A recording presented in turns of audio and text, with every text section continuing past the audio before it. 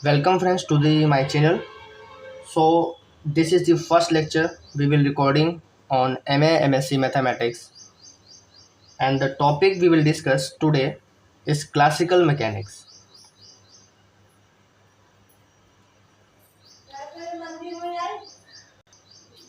So let me write first classical mechanics.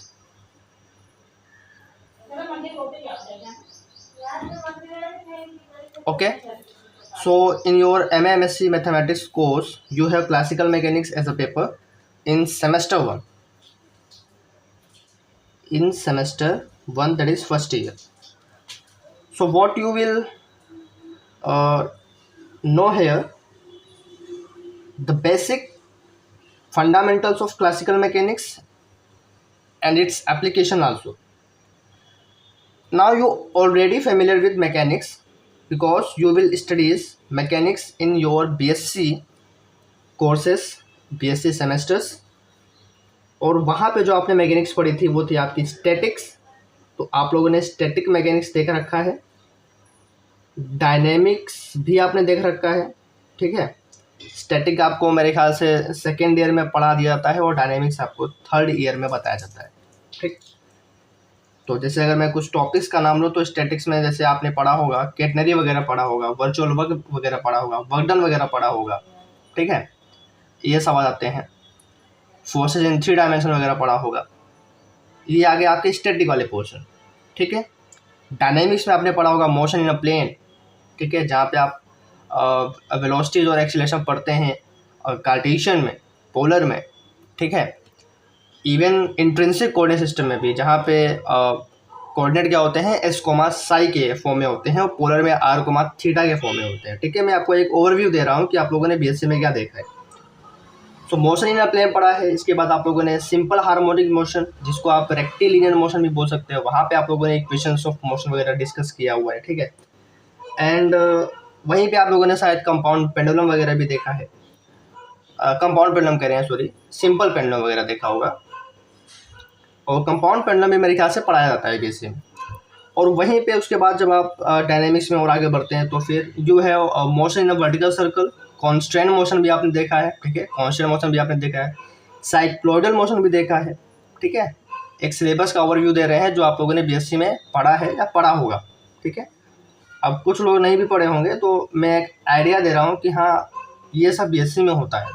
ठीक, और MSc में आपके पास क्लासिकल मैकेनिक्स है, मतलब अब आपके पास एडवांस मैकेनिक्स आएगी. वहाँ पे जो आपने मैकेनिक्स पढ़ी है वो आपने एक बेसिक मैकेनिक्स पढ़ ली है, उसका आपको आइडिया होना चाहिए ताकि यहाँ पे हम अच्छे से कवरअप कर पाएँ. ठीक है, अगर उसका थोड़ा बहुत भी आइडिया है तो काम चल जाएगा. इसलिए आप लोग वहाँ की मैकेनिक्स थोड़ा सा रिवाइज करके आइए. ठीक है, वहाँ की मैकेनिक्स आप लोग थोड़ा सा रिवाइज करके आइए, खास करके डायनेमिक्स वगैरह. ठीक है, आप लोगों को इक्वेशन बनाना आना चाहिए. ठीक है, इक्वेशन ऑफ मोशन कैसे बनाते हैं ये सब आपको आइडिया होना चाहिए. ठीक है,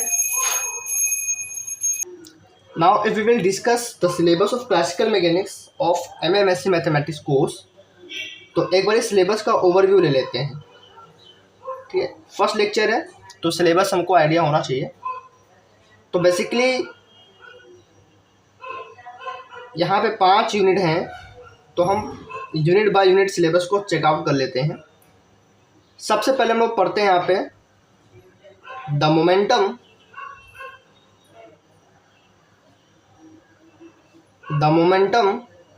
ऑफ, ये ऑफ लिखा हुआ है. ठीक है, the momentum of a system of a particle. System of particles आपके पास होगा, हम उसके मोमेंटम की बात करेंगे. ठीक है, ये सबसे बेसिक पोर्शन है. इसके बाद हम उसके लीनियर मोमेंटम की बात करेंगे, लीनियर, और साथ ही एंगुलर मोमेंटम की भी बात करेंगे. तो linear and the angular momentum, कि आप लोग कमेंट करिएगा कि बातें आपको मेरी समझ में आ रही है कि नहीं. कमेंट आपका बहुत इंपॉर्टेंट है मेरे लिए. The linear and the angular momentum. ठीक है, इसके बाद हम लोग इसी में ही देखेंगे rate. So rate of change of momentum. ठीक है, इसके आगे का टॉपिक है rate of change of momentum and the equation of motion for a system of particles. ठीक है, सो this is your second topic in unit 1। फिर यहाँ पे कुछ थ्योरम्स वगैरह हैं, तो हम यहाँ पे देखेंगे प्रिंसिपल या principles of these momentums, that is linear and angular momentum.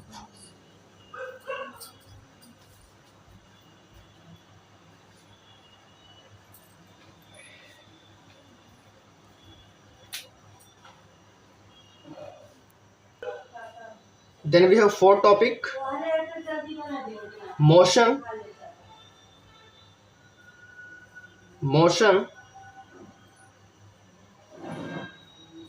of the center of mass, motion of the center of mass of a system। हम यहाँ पे देखेंगे motion of the center of mass of a system, so it is very important topic। okay, then we have some theorems, कुछ theorems है, हम यहाँ पे theorems भी देखेंगे, थ्योरम्स के प्रूफ भी देखेंगे, नॉट ओनली थ्योरम्स। ठीक है, और इन्हीं सब चीज़ों पे थ्योरम्स है कि रेट ऑफ चेंज ऑफ जो मोमेंटम्स होंगे, angular momentums about different points हम देखेंगे, कुछ स्पेशल रेफरेंस लेके देखेंगे, सेंटर ऑफ मास के अबाउट हम उसका रेट ऑफ चेंज देखेंगे। ठीक है, not even centre of mass, ठीक है, इवन हम kinetic energy of system of particles के टर्म्स में भी देखेंगे कि टी के टर्म्स में, टी काइनेटिक एनर्जी को हम यहाँ पे कैपिटल टी से डिनोट करते हैं, तो उसके टर्म्स पे भी हम यहाँ पे देखेंगे, और रिलेटिव मोशन का भी हम यहाँ पे डिफरेंस लेंगे। ठीक,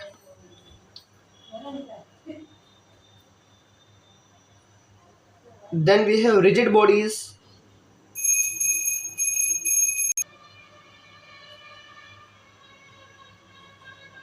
as a system of particle। Then हम रिजिड बॉडी का डिस्कशन करेंगे as a system of particles. Okay, इसी में हम देखेंगे general displacement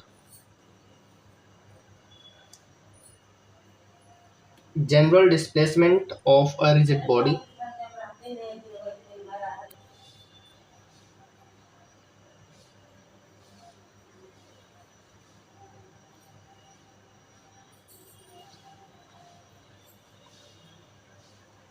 general displacement of a rigid body, and इसी में हम देखेंगे the displacement of a rigid body. The displacement, अभी हम यहाँ पे आपको पढ़ा नहीं रहे हैं, अभी हम आपको यहाँ पे सिलेबस लिखवा रहे हैं कि सिलेबस में आप देख लीजिए। ठीक है, डिफरेंट टाइप्स के यहाँ पे स्टूडेंट्स हैं जो डिफरेंट यूनिवर्सिटी से पढ़ के आए हैं, so please you check your syllabus कि हाँ जो सिलेबस हम लिखवा रहे हैं वो आपके में कितना मैच कर रहा है। ठीक, और जो सिलेबस यहाँ पे मेंशन नहीं होगा प्लीज़ आप लोग कमेंट करिए। The displacement of a rigid body,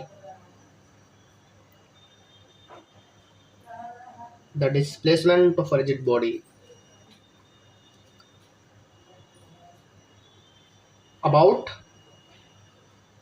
one of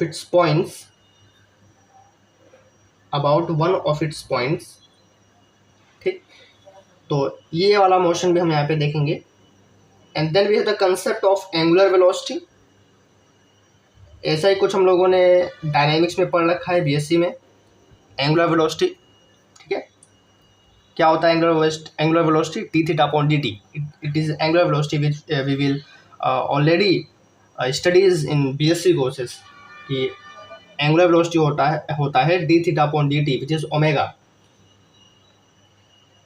but यहाँ पे हम दूसरे टर्म्स में डिस्कस करेंगे, ठीक है, आने वाले आगे सिलेबस में, और एग्जाम्पल्स भी देखेंगे। ऑफ कोर्स एग्जाम्पल्स तो इम्पोर्टेंट हैं, तो एग्जाम्पल्स हमें देखने हैं।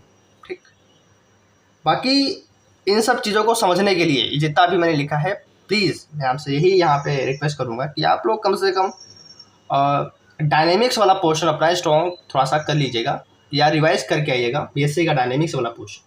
ठीक है, स्टैटिक्स मतलब मैकेनिक्स में दो पोर्शन होंगे ना, एक डायनेमिक्स होगी एक स्टैटिक्स होगी, तो स्टैटिक्स वाला नहीं भी पढ़ के आएंगे तो चलेगा, बट डायनेमिक्स वाला आप जरूर पढ़ के आइए क्योंकि सारी चीज़ें डायनेमिक्स से कनेक्ट होती है।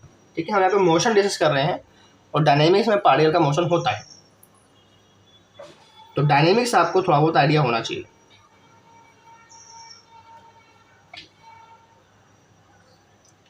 So this is the syllabus of Unit 1. These are some important topics. And then we have Unit number 2.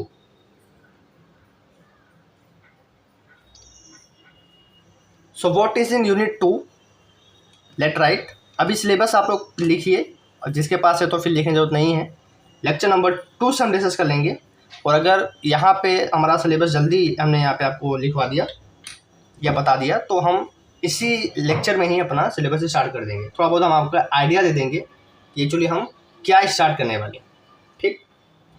But in this lecture we will not study first unit 1। हम लोग पहले यूनिट 1 की बात नहीं करेंगे, ठीक। हम लोग पहले यूनिट 1 की बात नहीं करेंगे। हम लोग सबसे पहले स्टार्ट करेंगे अपना यूनिट नंबर 3, ठीक है। यूनिट नंबर 3 भी इंपॉर्टेंट है, और यूनिट नंबर 3 काफ़ी इंपॉर्टेंट है। तो वो थोड़ा सा बेसिक है, और वो आपको मतलब अगर आपने ये 2 यूनिट भी नहीं पढ़ी हैं तो अभी आपको वो समझ में आएगा, ऐसा, ठीक है, कोई बहुत बड़ी बात नहीं। तो बेसिकली हम लोग क्लासिकल मैकेनिक्स का जो पोर्शन अभी करेंगे वो यूनिट नंबर 3 से करेंगे, फिर यूनिट नंबर 4 करेंगे, फिर यूनिट नंबर 5 करेंगे, and then we will come unit 1 and unit 2, okay. But हम यहाँ पे सिलेबस आपको पूरा लिखवा दे रहे हैं। सो यूनिट 2 में क्या कर रहे हैं? यूनिट 2 में हमारा पहला टॉपिक होगा, फटाफट लिख लेते हैं, द एंगुलर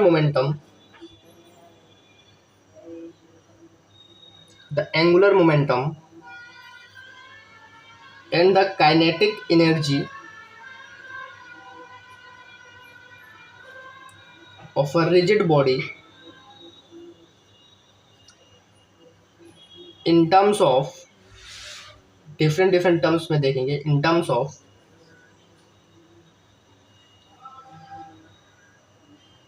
इनर्शिया कांस्टेंट। यहीं पे हम डिस्कस करेंगे इक्वेशन ऑफ मोशन की, ठीक, कि इक्वेशन ऑफ मोशन क्या हो। And then we will discuss examples, और ये जो एग्जांपल्स होंगे on the motion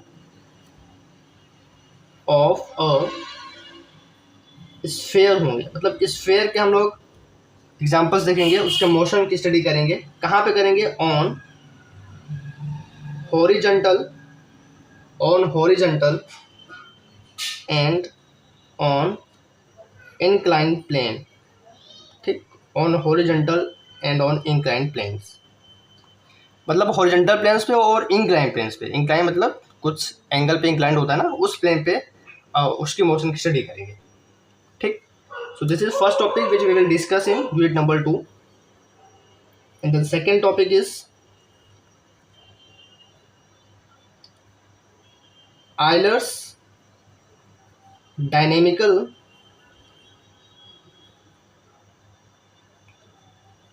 dynamical equation of motion. हालांकि ये बहुत इंपॉर्टेंट टॉपिक होगा इस यूनिट का, Euler's dynamicals equation of motion, कि आयलर्स ने जो डायनेमिकल इक्वेशन ऑफ मोशन दी थी, हम लोग यहाँ पे उसको देखेंगे, डिराइव करेंगे, ठीक। थर्ड टॉपिक, अब देखिए हमारा लेवल बढ़ गया। पहले हम लोग सिर्फ momentum, linear momentum, angular momentum, rate of change of momentum, ये सब बातें कर रहे थे। अब हमारा देखिए लेवल आगे बढ़ रहा है। द इनवेरिएबल लाइन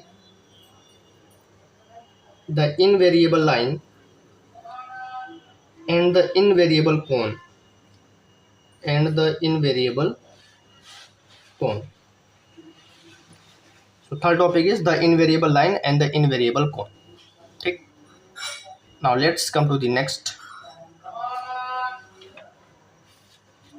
अच्छा, इसी में मतलब इसी यूनिट नंबर 2 में एक और इम्पोर्टेंट टॉपिक्स है, उसको भी देख लीजिए। सो this is last important topics, और इसके बाद हमारा यूनिट 2 खत्म हो जाएगा। और वो क्या है? वो है आइलेरियन एंगल्स देखेंगे, और प्लस ज्योमेट्रिकल इक्वेशन भी देखेंगे। अभी कुछ चीज़ें आपको समझ में नहीं आ रही होगी, तो अभी तो मैंने कुछ पढ़ा ही नहीं है, तो आपको समझ में कैसे आएगा, ठीक है। तो अगर आप लोगों ने बुक्स वगैरह से पढ़ा है, ठीक है, यूनिवर्सिटी वगैरह में पढ़ा है, तो कुछ कुछ आइडिया हो रहा होगा।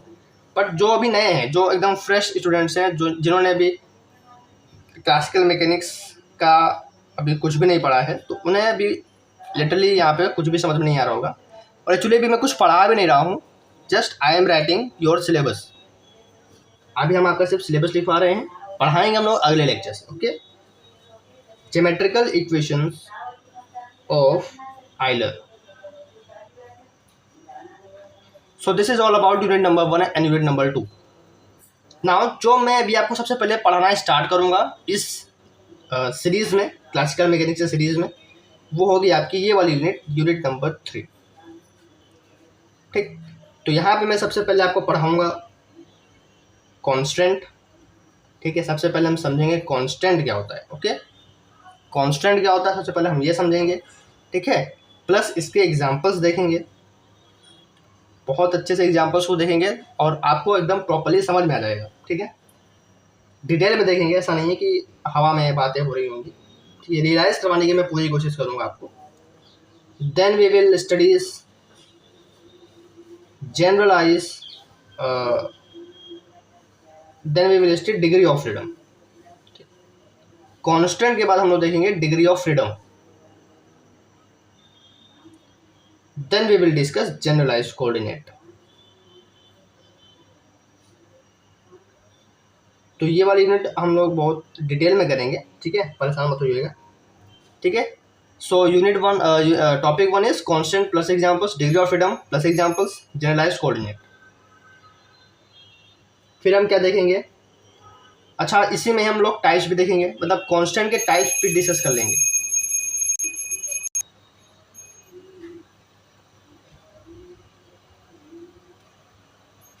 Then we have Lagrangian,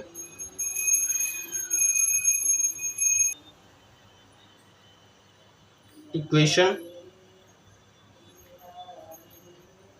using D'Alembert principle. अब देखिए इसलिए मैं कह रहा हूँ कि आप लोग डायनेमिक्स वाला पोर्शन रिवाइज कर लीजिए, बीएससी सेकेंड ईयर का और थर्ड ईयर का, ठीक है। क्योंकि थर्ड ईयर में ही आपके पास क्या है, डायनेमिक्स में D'Alembert प्रिंसिपल है, तो वो आपको आना चाहिए।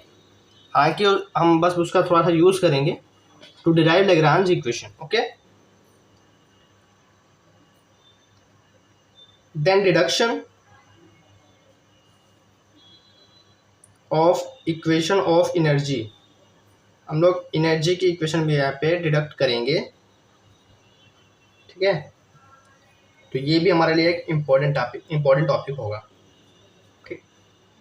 सो this is all about unit number 3। ये छोटा बेसिक जो इम्पोर्टेंट पोर्शन है वो यहाँ पे लिखे हैं, बाकी इसके अलावा जो और होगा हम डिस्कस कर लेंगे, okay. Then we have unit number 4। यहाँ पे हम लोग देखेंगे डिडक्शन। बेसिकली हम चीज़ों को डिराइव ही करेंगे। तो deduction of Euler dynamical equation, अभी जो हम लोगों ने यूनिट 2 में देखा था, आइलर डायनेमिकल इक्वेशन, ठीक है, ऑफ मोशन। तो हम यहाँ पे बेस्ट डिराइव करेंगे deduction of Euler's dynamical equation, पर जो हम यहाँ पे डिराइव करेंगे, जो हम यहाँ पे डिड्यूस करेंगे, वो किसके थ्रू होगा, वो होगा फ्रॉम लेग्रांज इक्वेशन। जो अभी हम यहाँ पे लेग्रांज इक्वेशन पढ़े हैं, इसकी मदद से आइलर्स डायनेमिकल इक्वेशन हम यहाँ पे डिराइव करेंगे।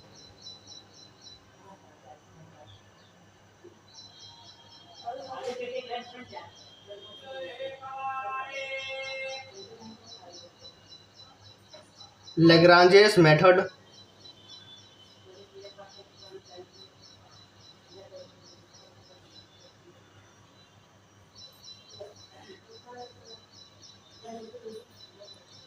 नॉर्मल कोऑर्डिनेट्स, सब ये सब क्या है हम आपको प्रॉपर्ली बताएंगे, सो टेंशन मत लीजिए। Oscillations,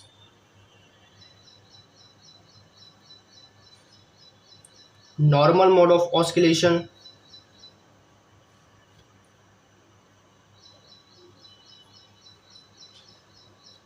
normal mode of oscillation, and then we have Lagrange equation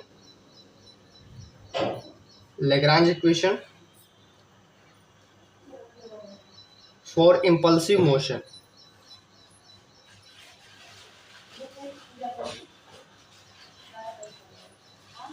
Now unit number 5, and this is your last unit in classical mechanics. यहाँ पे हम देखेंगे generalise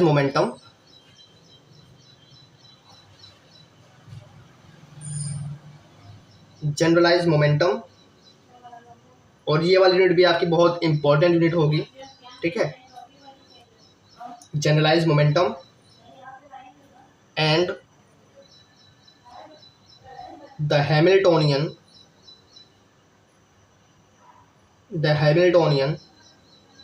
for a dynamical system. हम लोग Hamiltonian को समझेंगे।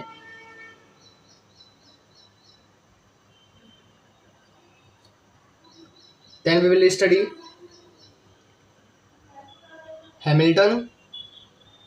Hamilton's canonical equation of motion. Then we will study Hamiltonian as a sum of kinetic energy plus potential energy, kinetic energy and potential energy.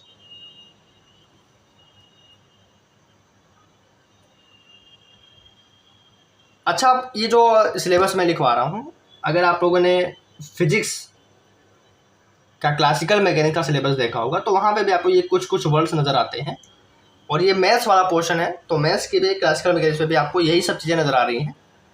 तो बस वहाँ पे थोड़ा सा रेफरेंस अलग है, तो यहाँ थोड़ी सी चीज़ें अलग है। यहाँ पे मैथमेटिकल चलेगा, वहाँ पे फिजिक्स की तरह चलता है, तो यहाँ पे थोड़ा सा बाकी आप देखोगे तो टर्म्स वही आ रहे हैं, Hamilton principle, Hamilton's equations, generalized coordinate वहाँ पे भी आप पढ़ते हैं, यहाँ पे भी आप वही चीज़ें डिस्कस कर रहे हैं, बट चीज़ें यहाँ थोड़ी सी डिफरेंट हैं क्योंकि यहाँ पे थोड़ा मैथमेटिकल हम पढ़ेंगे, मैथमेटिकल अप्रोच रहेगी, ठीक है, फिजिक्स अप्रोच नहीं रहेगी।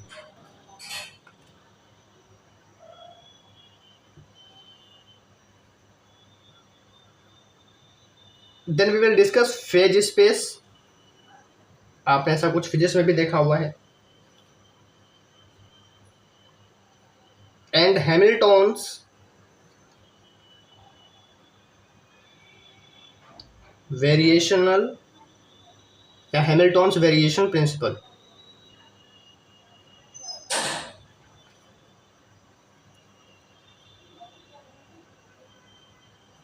Fifth topic is canonical transformation.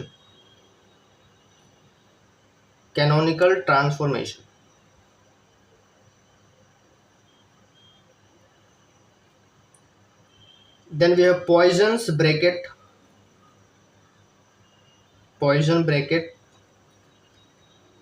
and then last topic is our Poisson-Jacobi identity and Hamilton-Jacobi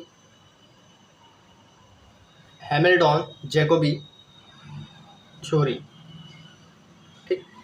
और ये जो थ्योरी है हैमिल्टन की जैकोबी थ्योरी, बस इसका हम लोग इंट्रोडक्शन देख लेंगे, इसके एकदम डिटेल में नहीं जाएंगे, इंट्रोडक्शन देख लेंगे, यानी ऊपर से बस हमको यहाँ पे इसके बारे में देखना है। सो this is all about the syllabus of classical mechanics, जो भी मैंने आपको यहाँ पे बताया, ठीक है। ये जो 23-24 मिनट रहे हैं, यहाँ पे हमने आपको सिर्फ क्लासिकल मैकेनिक्स का सिलेबस बताया है कि एक्चुअली एमएससी फर्स्ट सेमेस्टर में आपको ये सिलेबस देखने को मिलेगा मैथमेटिक्स में, क्लासिकल मैकेनिक्स।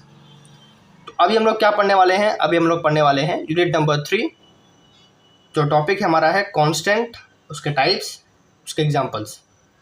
फिर हम डिस्कस करेंगे degree of freedom, generalized coordinate, Lagrangian equation using D'Alembert principle and the deduction of equation of energy. Okay, so this is our important topics for unit number 3, and this is the part of classical mechanics because ये सारा syllabus classical mechanics का है।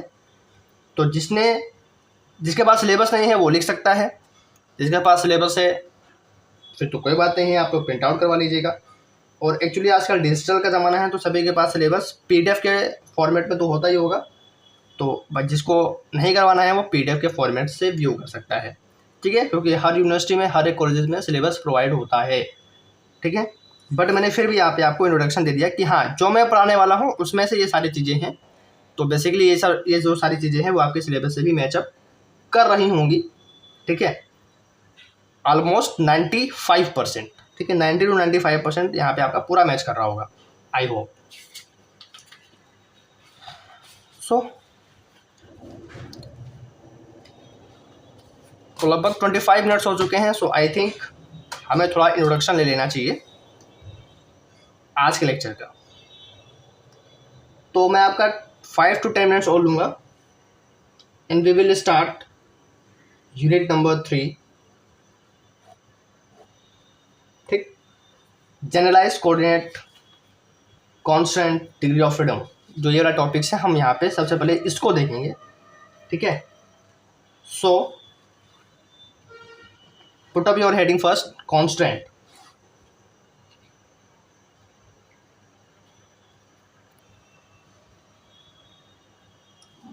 Heading डालिए constant. हम समझते हैं कि ये जो वर्ड है वो एक्चुअली क्या डिनोट कर रहा है और इसकी क्या मीनिंग है कांस्टेंट की। तो सबसे पहले मैं यहाँ पे इसकी डेफिनेशन लिख देता हूँ। So I am using just only black pen. So this is definition. The limitations on the motion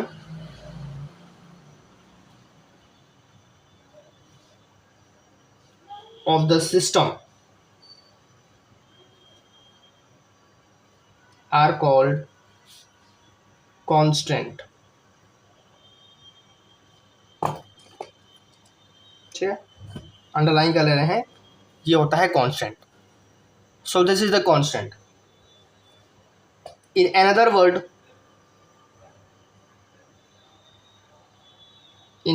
word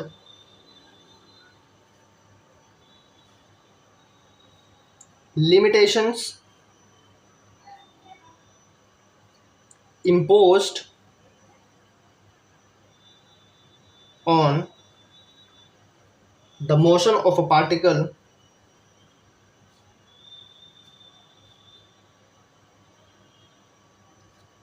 of या और system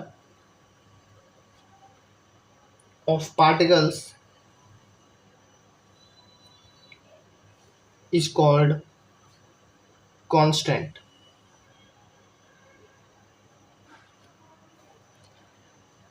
कांस्टेंट की डेफिनेशन क्या लिखी है मैंने? दो टाइप से लिखी है, मतलब दोनों का एक ही मीनिंग है। The limitations on the motion of the system are called constant. ये मैंने डायरेक्टली बोल दिया, the limitation on the motion of the systems are called constant. और in another word you can say limitations imposed on the motion of a particle और a system of particles, they are called constant. ठीक, that is constant जो होगा वो limit करेगा the motion of a system या limit करेगा motion of a particle को, okay, in the system. Now what is actually it is saying, that is कि let's suppose आपका कोई पार्टिकल या सिस्टम ऑफ पार्टिकल्स आप क्या कर रहे हैं, मोशन में है, ठीक है, सिस्टम ऑफ पार्टिकल आपके मोशन में है। तो मैं अगर उस पर कुछ रिस्ट्रिक्शन लगा दूं, ठीक है, मैं अगर उस पर कुछ रिस्ट्रिक्शन लगा दूं कि लेट्स सपोज कि आप जिस रूम में बैठे हुए हैं, आप स्टडी टेबल पे अपनी ये क्लास ले रहे हैं या मेरा वीडियो लेक्चर देख रहे हैं या कुछ भी कर रहे हैं, आप अपना पढ़ाई कर रहे हैं, और लेट्स सपोज मैं वहाँ पे रैंडमली, ठीक है, रैंडमली एक बॉल का मोशन करवाता हूँ, ठीक है, एक बॉल का मोशन करवाता हूँ। Let's suppose this is your small room, और यहाँ पे मैंने क्या करा कि एक बॉल ले ली और मैं इसको फ्रीली मोशन करवा रहा हूँ, ठीक है, फ्रीली मोशन करवा रहा हूँ कि ये बॉल अब ये मोशन कर सकती है इस पूरे रूम में, ऊपर नीचे अगल बगल कैसे भी मोशन कर रही है। ये इस डायरेक्शन में भी मोशन कर रही है, ये इस डायरेक्शन में भी मोशन कर रही है, ये इस डायरेक्शन में भी मोशन कर रही है, ठीक है। सो दिस टाइप का मोशन ये बॉल कर रही है इस रूम में, बट मैंने रिस्ट्रिक्शन ये इम्पोज करी हुई है इस बॉल के मोशन को लेके कि ये बॉल जो है जब ये मोशन कर रही है तो ये इस रूम के अंडर में ही करनी चाहिए, ये इस बाउंड्री के अंडर में ही करनी चाहिए, इस बाउंड्री के सरफेस को क्रॉस नहीं करनी चाहिए। मतलब ये बॉल इस बाउंड्री के आगे मोशन नहीं कर पाएगी, ये सिर्फ अंदर ही मोशन होगा। तो जो मैंने पार्टिकल लिया बॉल को, ठीक है, मैंने पार्टिकल लिया बॉल, ठीक, इस पार्टिकल का जो मोशन था वो मैंने यहाँ पे थोड़ा सा उसका लिमिटेशन कर दिया, ठीक है, उसके मोशन का थोड़ा सा मैंने यहाँ पे लिमिटेशन कर दिया कि हाँ तुम्हारा जो लिमिटेशन है वो थोड़ा सा, सॉरी, तुम्हारा जो मोशन है वो थोड़ा सा लिमिटेड है, ठीक, तुम्हारा जो मोशन है वो थोड़ा सा लिमिटेड है इस सिस्टम में। क्लियर हो गया कि बॉल जो है इसी सिस्टम में मोशन कर पाएगी, इसके बाहर मोशन नहीं कर पाएगी। मतलब यहाँ पे यहाँ पे यहाँ पे यहाँ पे मतलब कोई चांस नहीं है, आपने उसको बंद कर रखा हुआ है, आपने रिस्ट्रिक्शन लगा रखे हैं, लिमिटेशन लगा रखा है, तो बॉल उसी एरिया में ही, उसी रीजन में ही मूव करेगी, उसी स्पेस में ही मूव करेगी जिस स्पेस के अंदर आपने उसको रखा हुआ है और मोशन अप्लाई करके उसका स्टडी कर रहे हैं। ओके, सो ये होता है कांस्टेंट। तो कांस्टेंट क्या हुआ कि वो जो रीजन है कि यहाँ इस रीजन के आगे बॉल का मोशन नहीं होगा, सो ये मैंने लगाया है कांस्टेंट, ये मैंने लगाया है रिस्ट्रिक्शन, ठीक है। सो लिमिटेशन इम्पोज हो गई, ठीक है। अभी हम एग्जांपल लेंगे तो क्लियर हो जाएगा, ठीक है। जैसे अगर हम इसको थोड़ा सा केमिस्ट्री के पॉइंट ऑफ व्यू से देखें, केमिस्ट्री में आपने सॉलिड लिक्विड गैस पढ़ रखा हुआ है, तो लेट्स सपोज यही एक कंटेनर है, ठीक, लेट्स सपोज आपके पास यही वाला एक कंटेनर है, इस कंटेनर्स में क्या है, लेट्स सपोज मैंने गैस के मॉलिक्यूल्स यहाँ पे रख दिए हुए हैं। तो क्या हो रहा है कि मैं गैस के मॉलिक्यूल्स का मोशन स्टडी कर रहा हूँ, ठीक, पर वो जो गैस के मॉलिक्यूल्स का जो मैं मोशन स्टडी करना चाहता हूँ वो एक कंटेनर में स्टडी करना चाहता हूँ, और उस कंटेनर के जो वॉल्स हैं, ठीक है, ये जो वॉल्स हैं इस कंटेनर के, ये जो वॉल्स हैं, मैं इसी के अंदर स्टडी करना चाहता हूँ। इसके बाहर के जो गैस मॉलिक्यूल्स हैं उनकी स्टडी मुझे नहीं करनी है, उनके मोशन की स्टडी मुझे नहीं करनी है, मुझे सिर्फ यहीं के गैस के जो यहीं इसी कंटेनर, इसी वेसल के अंदर, इसी वॉल के जो अंदर इनसाइड जो गैस मॉलिक्यूल्स होंगे, जो गैस के पार्टिकल्स होंगे, उनके मोशन स्टडी करनी है। सो ये मैंने लगाया है यहाँ पे क्या, रिस्ट्रिक्शन। तो मैंने एक सेकेंड एग्जाम्पल लिया आपको एक्सप्लेन करने के लिए कि यहाँ एक्चुअली कॉन्स्टेंट हो जा सकते हैं। सो कॉन्स्टेंट क्या हो गया मेरा, कॉन्स्टेंट वो कंटेनर हो गया, कॉन्स्टेंट वो वॉल ऑफ वेसल्स हो गए जिसके अंदर गैस मॉलिक्यूल्स के मोशन की बात हो रही है, ठीक। तो कांस्टेंट मैंने लगा दिया। तो कांस्टेंट मतलब डिफिनेशन से ही क्लियर है कि limitations imposed on the motion of a particle, ठीक, कुछ भी लिमिटेशन लगा दिया, बस लिमिटेशन आपको इम्पोज करना है। कोई एक लिमिटेशन आपने लगाया तो वहां पे हम क्या बोलेंगे कि हाँ वहां पे कांस्टेंट है। एग्जाम्पल्स, तो कुछ एग्जाम्पल्स लिख लेते हैं, जो मैंने आपको बताए हैं वही लिख लेंगे, और कुछ एक्स्ट्रा एग्जाम्पल भी मैं आपको दे देता हूँ। तो एग्जाम्पल्स ऑफ कांस्टेंट मोशन, तो जो मैं यहाँ पे भी कुछ कुछ एग्जाम्पल्स लिखूंगा जो पार्टिकुलरली कुछ मोशन को यहाँ पे डिनोट कर रहे होंगे, तो वो कांस्टेंट मोशन होंगे, ठीक है। जैसे कांस्टेंट मोशन आपने वहाँ पे पढ़ रखा है, motion in a vertical circle, motion in a plane, motion in a vertical circle. एक सर्कल होता है तो एक पार्टिकल उसी सर्कल पे मूव करता है, उसके बाहर मूव नहीं कर पाता है, तो that is motion in a vertical circle. चाहे साइक्लोइडल मोशन भी आपका कांस्टेंट मोशन होता है। So these are constant motion, okay.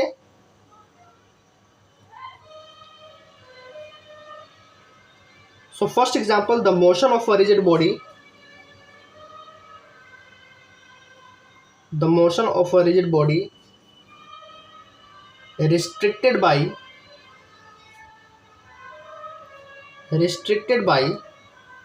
the condition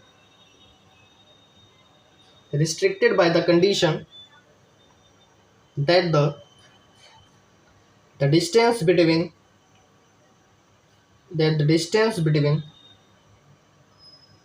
any of its two particle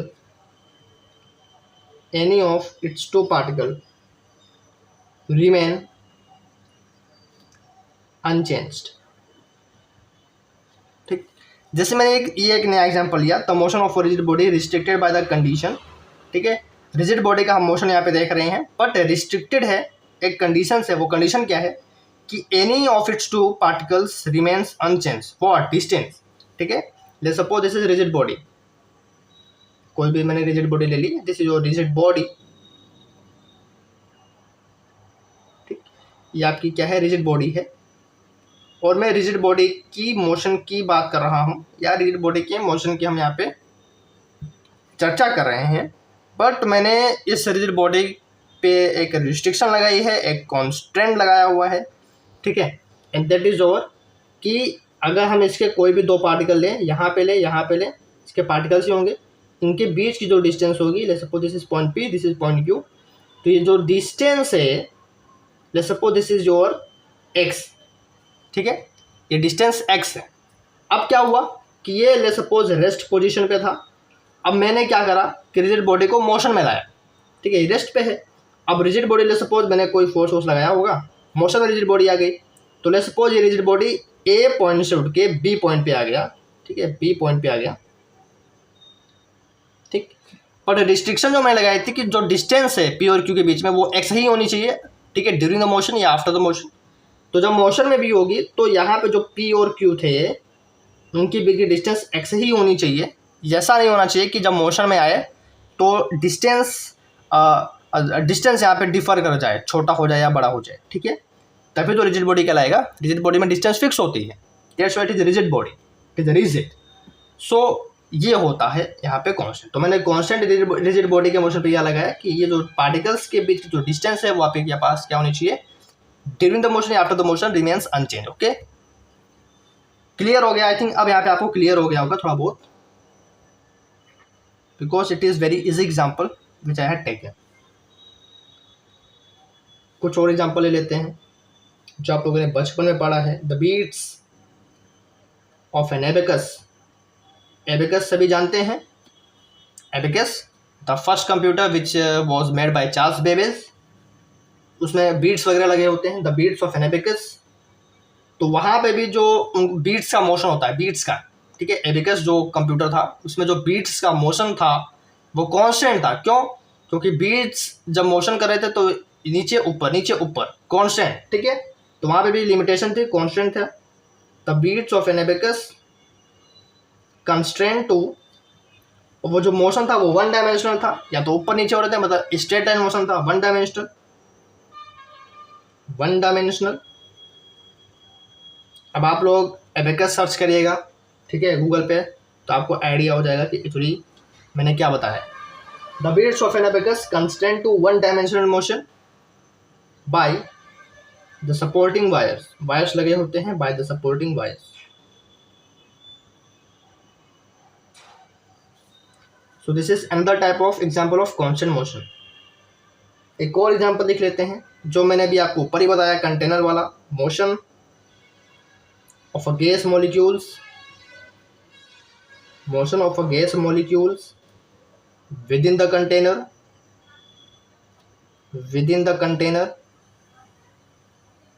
अगर मेरी राइटिंग खराब होगी तो प्लीज कमेंट करिएगा, मैं अपनी राइटिंग को थोड़ा सा और साफ लिखने की कोशिश करूंगा, और अगर समझ में आ रहा होगा तो लाइक कर दीजिएगा, ठीक है। With in the container, restricted